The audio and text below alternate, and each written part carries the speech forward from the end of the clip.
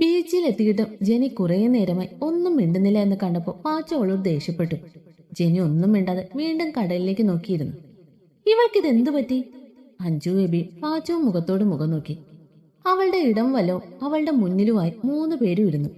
ജെനി, അഞ്ജു അവളെ തട്ടി വിളിച്ചപ്പോൾ ജെനി ഞെട്ടി അവരെ നോക്കി. എന്താ? ജെനി അവരോട് ചോദിച്ചു. ബെസ്റ്റ്. എത്ര നേരമായി നിന്നെ വിളിക്കുന്നു. നീ ഇത് ഏത് ലോകത്താ? ഞാൻ ഓരോന്ന് ആലോചിച്ചിരുന്നതാണ്. എന്താടാ ഇതിന് മാത്രം ആലോചിക്കാൻ? ആനിയമ്മ എന്തെങ്കിലും പറഞ്ഞോ? അവളുടെ തോളിൽ കൈവച്ചുകൊണ്ട് സംശയത്തോടെ എബി ചോദിച്ചു. അതൊന്നും അല്ല എബിച്ച, മനുവേട്ടന്റെ അനിയല്ലേ അങ്കത്ത്. ജെനി അവരെ 3 പേരെയും നോക്കി പറഞ്ഞു. അച്ചുവേട്ടൻ എന്താ? അച്ചുവേട്ടൻ എന്നോട് ലവ്, എന്നോട് ഇഷ്ടമാണെന്ന് പറഞ്ഞു. ഞാൻ ഇങ്ങോട്ട് വരുന്നതിന് മുമ്പ് എനിക്കൊരു ഉമ്മയൊക്കെ തന്നു. ജെനി പറഞ്ഞു നിർത്തി അവരെ 3 പേരെയും നോക്കി. 3 അന്തം വിട്ടിരിക്കുന്നുണ്ട്. എടാ, ജെനി അവരെ വിളിച്ചു. 3 പേരുടെയും പോയ അന്തം തിരിച്ചു വന്നപ്പോ 3 പൊട്ടിച്ചിരിച്ചു. ഇതാണോ നീ ഇത്രയും നേരം ആലോചിച്ചത്? ചിരിച്ചുകൊണ്ട് അഞ്ജു ചോദിച്ചു. ജെനി ഒന്നും പറഞ്ഞില്ല. എനിക്കൊരു സംശയം ഉണ്ടായിരുന്നു. അച്ചുവേട്ടൻ നിന്നെ ഇടയ്ക്കിടെ നോക്കുന്നൊക്കെ ഞാൻ കണ്ടിട്ടുണ്ട്. ചേച്ചിയുടെ റിസപ്ഷന് മറ്റുള്ളവർ നോക്കുമ്പോൾ അച്ചുവേട്ടന്റെ കുശുമ്പ് നിറഞ്ഞ മുഖമൊക്കെ ഞാൻ ശ്രദ്ധിച്ചിട്ടുണ്ട്. പക്ഷെ ആള് കിസ്സടിക്കുമെന്നൊന്നും നീ വിചാരിച്ചില്ല. പാച്ചു കണ്ണു പൊത്തിക്കൊണ്ട് പറഞ്ഞപ്പോൾ എബിയ അഞ്ജുവും ചിരിച്ചു. അല്ലടി, അങ്ങനെ ഉമ്മ വെച്ചപ്പോ നീ തടഞ്ഞില്ലേ? സാധാരണ അങ്ങനെയൊക്കെ ആണെങ്കിൽ അച്ചുവേട്ടനെ പിന്നെ മോർച്ചറി നോക്കിയാൽ മതിയല്ലോ. അഞ്ജു അവളോട് ചോദിച്ചു. ഞാൻ തടഞ്ഞില്ല. എനിക്കെന്തോ തടയാൻ കഴിഞ്ഞില്ല. തല താഴ്ത്തി ജെനി പറഞ്ഞപ്പോ 3 പേരും അത്ഭുതത്തോടെ അവളെ നോക്കി.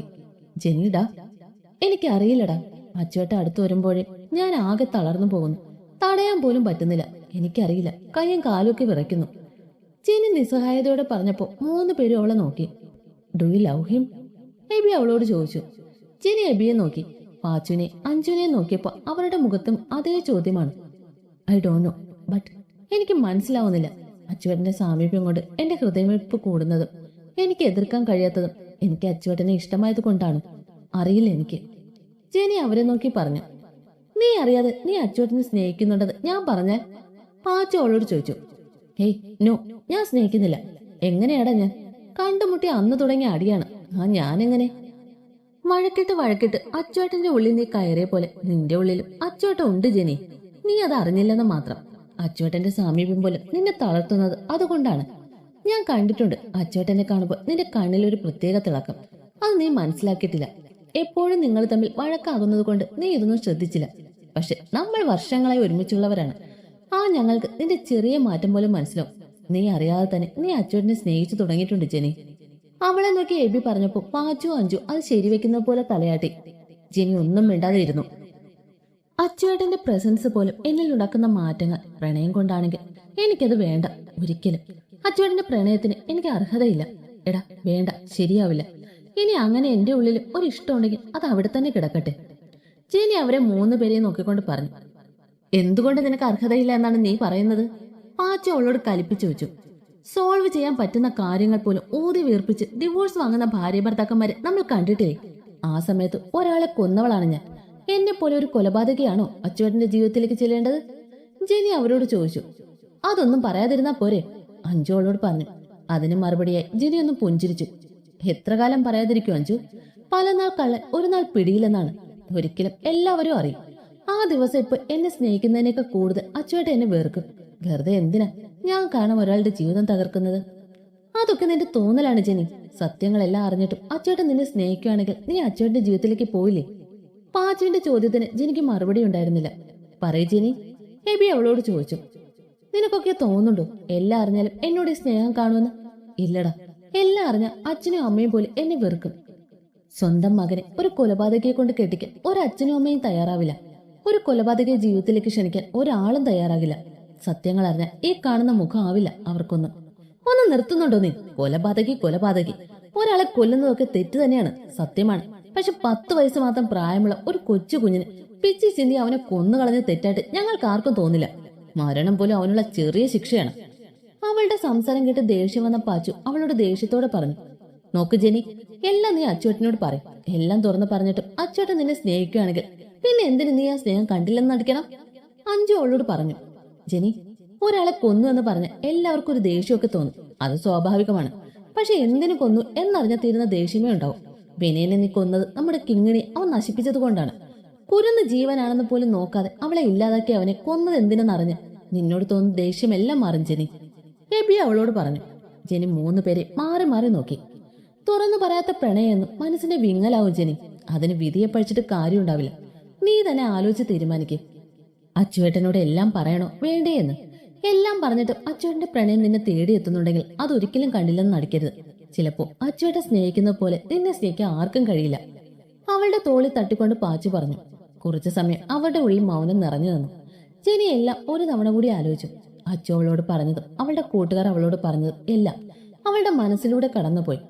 ഒരു തീരുമാനം എടുക്കാൻ കഴിയാതെ ജെനി കുറച്ചു നേരം മൗനമായി കണ്ണടച്ചിരുന്നു.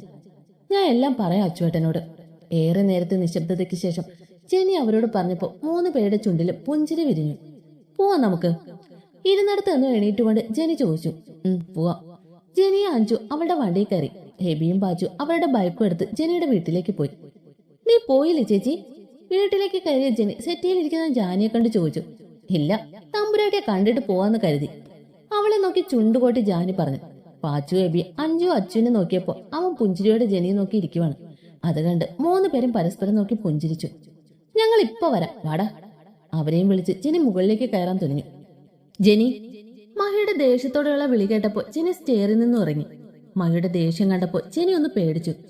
എന്താ അച്ഛേ? ജെനി മഹിയോട് ചോദിച്ചു. നീ ഈ സെം ഫീ അടച്ചോ? ദേഷ്യത്തോടെയുള്ള മഹിയുടെ ചോദ്യത്തിന് മുന്നേ ജെനി പതറി.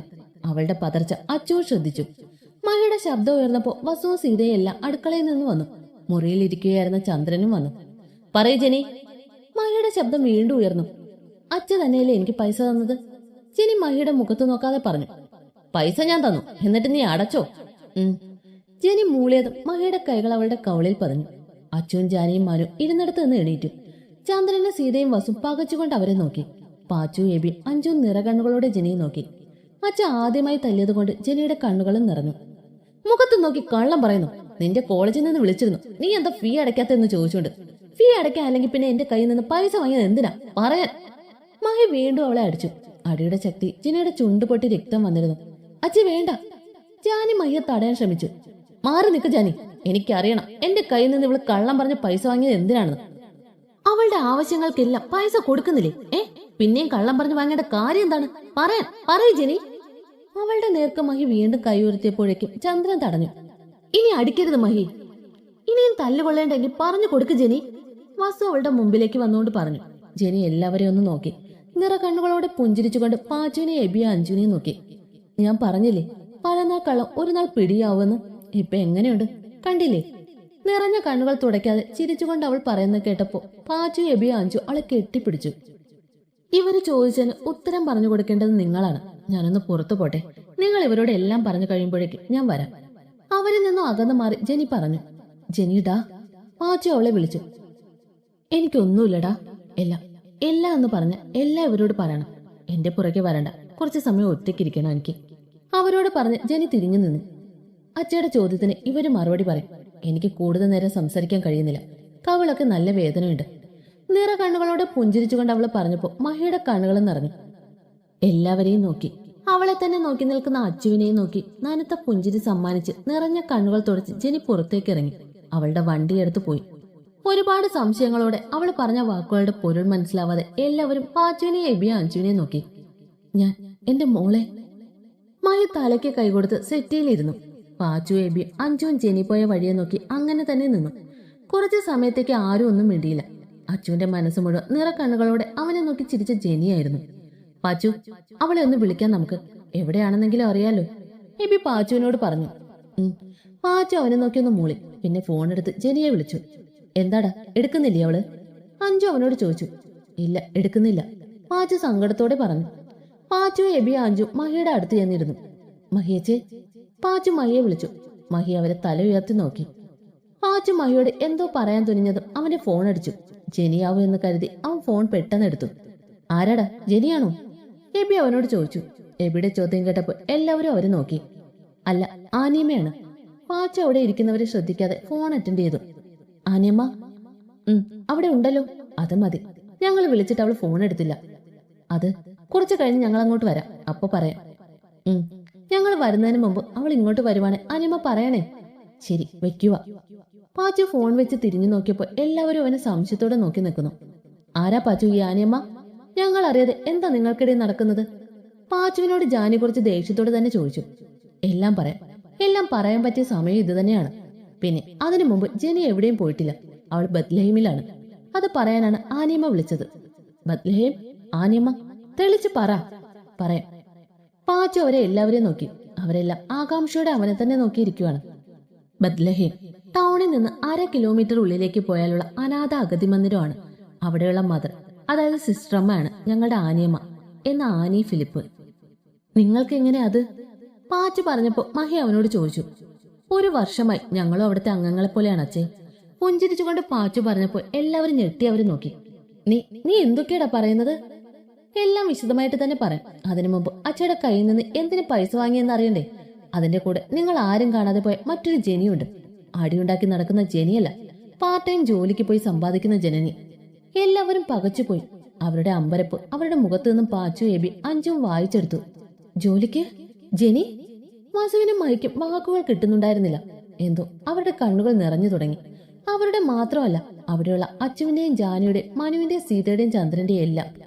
അച്ഛയുടെ കയ്യിൽ നിന്ന് സെംഫി അടയ്ക്കാനെന്ന പേര് പൈസ വാങ്ങിയത് ഞങ്ങൾക്കോ അവൾക്കോ അടിച്ചു പൊളിച്ച് നടക്കാനായിരുന്നില്ല അച്ഛേ. ഞങ്ങളുടെ അഖില ചേച്ചിയുടെ ട്രീറ്റ്മെന്റിന് കൊടുക്കാനായിരുന്നു.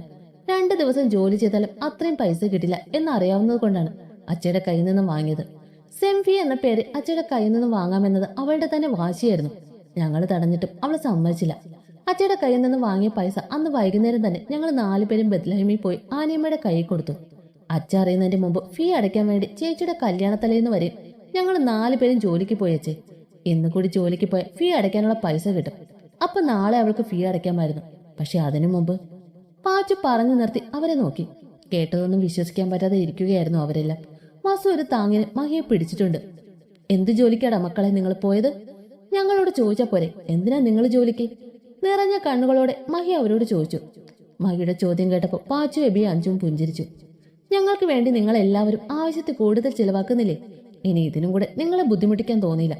മാത്രമല്ല, ഇങ്ങനെ ഒരു കാര്യം നിങ്ങളോട് പറയാനും ആരും അറിയാതാണ് ഞങ്ങൾ ഇതെല്ലാം തുടങ്ങിയത്.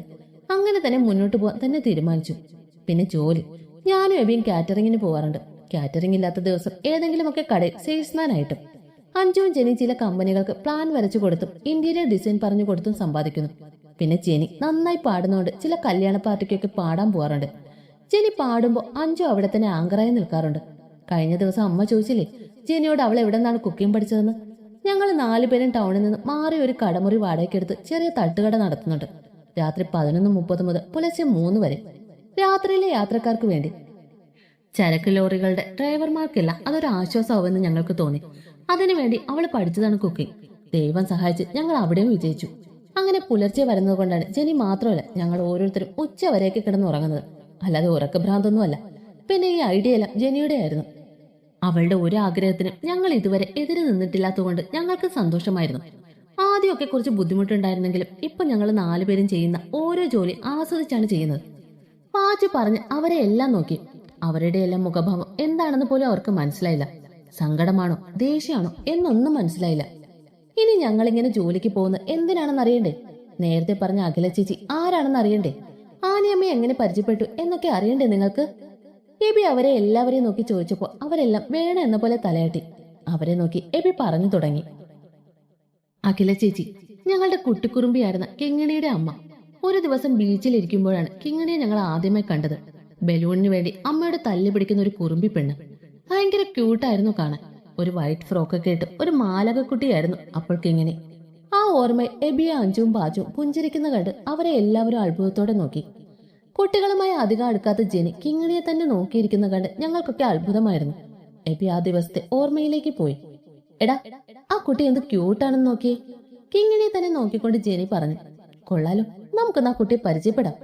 അഞ്ചു അവരോട് ചോദിച്ചു. ആ വാ.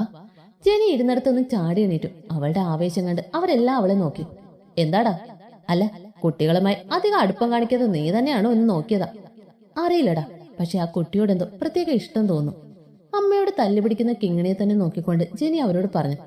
അവരെല്ലാം പുഞ്ചിരിച്ചുകൊണ്ട് ഇരുന്നിടത്തൊന്നും എണീറ്റു. അവരുടെ അടുത്തേക്ക് ചെല്ലുന്നതിന് മുമ്പ് ജെനി ഒരു ബലൂണും വാങ്ങി കയ്യിൽ പിടിച്ചു. എനിക്കത് മേടിച്ച് താ അമ്മേ. അടങ്ങി നിൽക്കുക കിങ്ങിണി. 2 എണ്ണം പറത്തിവിട്ട നിനക്ക് ഇനി ബലൂൺ ഇല്ല. എനിക്ക് വേണം, വാങ്ങി താ അമ്മേ. അമ്മയുടെ സാരി പിടിച്ചു വലിച്ച് കിങ്ങിണി കരഞ്ഞു തുടങ്ങിയിരുന്നു. പെട്ടെന്ന് അവളുടെ മുന്നിലേക്ക് ഒരു ബലൂൺ നീണ്ടു വന്നപ്പോൾ അവളുടെ കരച്ചു നിന്ന് കുഞ്ഞി കണ്ണുകൾ വിടർന്നു. ബലൂണിന്റെ ഉറവിടം തേടി കിങ്ങിണി തിരിഞ്ഞപ്പോൾ ബലൂണും പിടിച്ച് അവളെ നോക്കി ചിരിച്ചു നിൽക്കുന്ന ജെനിയാണ് കണ്ടത്. പരിചയമില്ലാത്ത ആളായതുകൊണ്ട് കിങ്ങിണി മടിച്ചു നിന്നു.